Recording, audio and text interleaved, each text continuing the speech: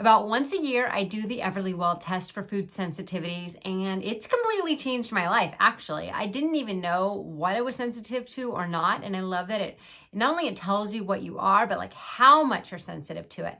And it's not saying like you cannot have this. It's not an allergic reaction. You're probably not going to die from it. It's not going to, if that's happening, you need to see your doctor. This is more of a sensitivity. So how is your body reacting to it? And what it's taught me is there are certain foods I had no idea. Like eggs was one of mine on one of my tests. And I was literally eating scrambled eggs, reading the test results. And I was like, oh, good to know. So then it leads you on a path where you can eliminate it and see, do I feel better? Do I not? So I think Everlywell food sensitivity tests are the best. I've made my husband do it. I've encouraged a lot of friends to do it. Definitely try it. I've done both the 96 one and then the full spectrum of food. So you can do both, whatever you want to do.